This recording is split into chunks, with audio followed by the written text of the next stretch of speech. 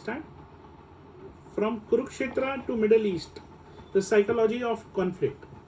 We are in the age of guided missiles in the hand of misguided men, fast to eat, slow to digest food. Whether in this fragile mirage of peace, is peace on earth naive? On April 14 to 26, where we stand today, where the peace talks have failed, and we are at a terrifying crossroads in the Middle East. With the escalation of tensions between Iran and Israel and involvement of the United States, we are witnessing ballistic missiles crossing borders and a geopolitical landscape that feels more like a powdered keg than a global community. The dream of world without weapons, while the drums of war are beating so loudly, can feel like a denial of the human condition. When we deny reality, we suffer 100% of the times. So, friends, with history and spirituality suggest that peace is not just an absence of conflict, but a presence of a higher consciousness. The wisdom of battlefield. Friends, Bhagavad Gita was not spoken in an AC room. To find clarity, we turn to Bhagavad Gita. Bhagavad Gita was spoken in the middle of a war. And perhaps it would be the only scripture would have spoken in the middle of conflict. That itself shows that conflict is often unavoidable part of our reality. The root is of just not political but psychological. According to a verse, chapter 2, Bhagavad Gita, verse 62, the ladder of fall down comes. That is, Dhyanto Vishayas Pumsa Sangasteshu Upajayate Sangat Sangjayate Kamat Krodha Vijayate. While contemplating the objects of the senses, a person develops attachment for them, and from such attachment lust develops, and from lust anger arises. Thus, lust is the greed for regional dominance of power.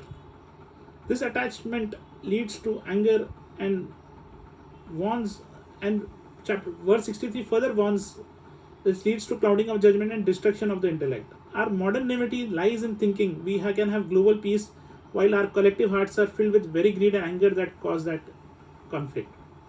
India's role in diplomacy and dharma in this case, well, Indian scriptures can give us a very positive direction. We can always focus as a Vishwabandhu, friend of the world, and try to de-escalate this tension. This discussion can happen how?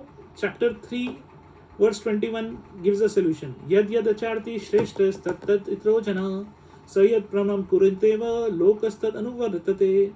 Whatever action a great man performs, common man follow, and whatever standards he sets by exemplary acts, all the world pursues.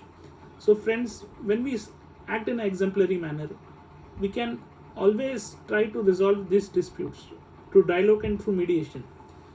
Marshall Rosenberg, the author of Nonviolent Communications, speaks about needs. Every person, every state, every country has its needs. It can be collective needs, which can be conflicting needs at times, and when this conflicting needs are solved through a way of non-violent communications, this can be resolved and better peace or a sustainable peace can be achieved.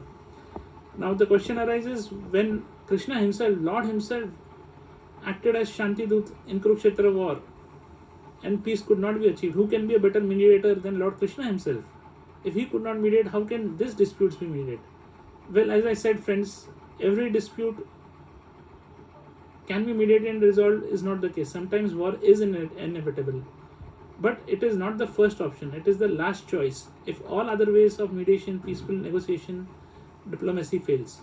So, is there a harm in giving an attempt? Certainly there is no harm. And finally, I will conclude, it's a matter of choice. After speaking the entire Bhagavad Gita, in 18 verse chapter 63, Krishna says to Arjuna, Yatha ichhasi tatha karu. That means, I give you the choice. Deliberate on what I have spoken and then you wish as you do. Peace is a choice we must make every single day. It starts with the individual's internal steady mind, country steady mind to resolve the dispute. And peace on earth is not a dream to be found, it's a state of being to be practiced. So with this, friends, we conclude today's video.